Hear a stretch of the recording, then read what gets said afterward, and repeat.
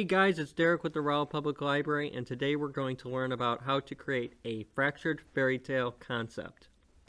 So a fractured fairy tale is a fairy tale that's been reimagined in a creative way, often for humorous impact. Fractured fairy tales can become poems, they can become children's books, they can become comics and cartoons, they can become flash fiction, they can become comic books, they can become podcast series, they can become game concepts. Basically, whatever artwork you're into creating or whatever writing you're into doing or illustration, you can include or you can approach with your art form, you can approach the idea of creating a fractured fairy tale, and you can use fractured fairy tales as the basis of your, no matter what artwork you do, you can use it as the basis for your project. So to fracture a fairy tale in we're going to fracture the fairy tale in 3 steps. I'm going to show you it's going to be a simple step-by-step process. And the first step is going to be analyzing a fairy tale.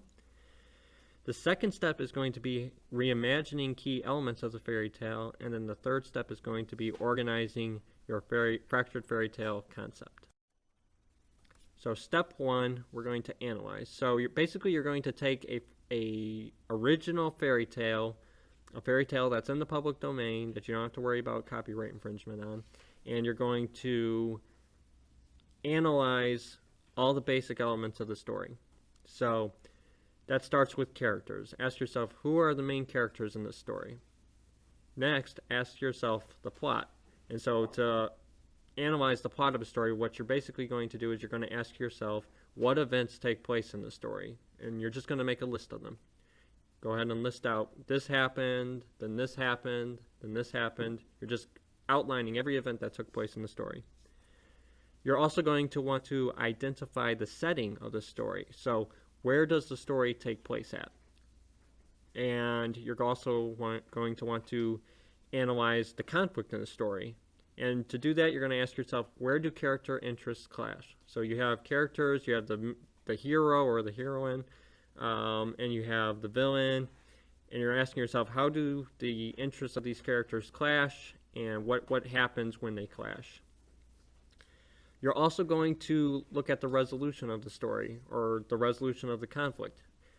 How is the conflict brought to an end? Who benefits from that, and who doesn't? So taking all these things together, you're just going to write out on a piece of paper all these elements, and you're going to list down all of all the main characters, all the events in the story, what's the setting, how do the character interests clash, what's the conflict, and then how that conflict is resolved. That's all. You want all that identified and clearly understood. The second step is you're going to start reimagining the elements of the story. So you're going to take out another piece of paper, and you're going to basically start asking what-if questions about all the elements that we just analyzed. So, for example, you're going to ask what-if questions about the characters in the story. For example, you might ask, what if Little Red Riding Hood were a ninja? You might go to, or next you would go to like plot. So you would start asking what-if questions about the plot. So think about, for example, what if Pinocchio were a real boy who wanted to become a wooden puppet? What events would that lead to? You could ask what if questions about the setting. So what if Snow White and the Seven Dwarfs happened in a big modern day city? That's a different setting than the original, but what would happen if you were to set the story in that kind of environment? Continuing onward, we were going to want to ask what if questions about the conflict. So for example, you're going to, when you do the conflict, you're going to reframe the conflict by telling the conflict from another perspective, usually when you fracture a fairy tale, because you can get some really interesting and humorous kind of effects from doing that. So like Little Red Riding Hood, you might ask, what if I told this from the perspective of the wolf? Or what if I told this from the perspective of an object, like Granny's bed? And if you're doing poetry in particular, the objects, like the inanimate objects, telling the story from that perspective can lead to some interesting results. So if you're into poetry, I would highly recommend you consider that. A lot of writers actually do. They'll think of certain objects, and then they'll write a story from the perspective of that object. So that's something to experiment with. And finally, you're going to want to reimagine conflict resolution. So you're basically going to ask what if questions about how the conflict in the original story was resolved. So what if, for example, Jack and the Beanstalk ended with Jack befriending the giant instead of escaping the giant's wrath? That's an example of you asking a what if question about how conflict is being resolved. And you can change the story a lot, and you might, a lot of times you're going to be like, well, I don't really like how, my what if question. I don't really like how I changed it. That's okay. You're basically just going to keep brainstorming ideas, and you'll find the right one after you brainstorm a lot of different ideas, not only just for the conflict resolution, but also the characters, the setting, all the elements that you're brainstorming with what if questions. So go ahead and feel free to be creative with this. List out a bunch of them. It's okay.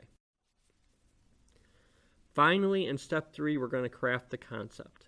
So by now you've done a lot of reimagining. You've asked a lot of what if questions about well-known fairy tales. Now it's time to pull it together and organize your ideas. So how you're going to do that is you're going to go to the worksheet that I created, and there should be a link to it that you can find, or it's included in your grab and go bag if you have one of those. And what you're going to do is you're going to organize all those ideas you brainstormed right onto that worksheet, and you're going to have all your ideas neatly organized. You'll be able to use those ideas as you create whatever artwork that you're looking to create. So for example, if you're trying to create a poem, what you outlined on that worksheet can become the basis of your poem. Or if you're trying to write a story, you can take all those ideas that you put down on your worksheet and you can use that as the basis of your story. The idea of the worksheet is to take all of those what if brainstormed ideas that you created from after you analyzed the story, to take their very best ones, put it down on that worksheet, and then it kind of it makes in your mind crystal clear how you're going to fracture this fairy tale, so that when you're creating your artwork, whether it's a story or a cartoon or whatever, you've got it in your mind crystal clear as to what you're trying to go for. So I hope that makes sense, and I hope you have a lot of fun. Don't forget to go ahead and take the survey that's included in the comment section below, and I look forward to seeing what kind of concepts you guys come up with. Thanks.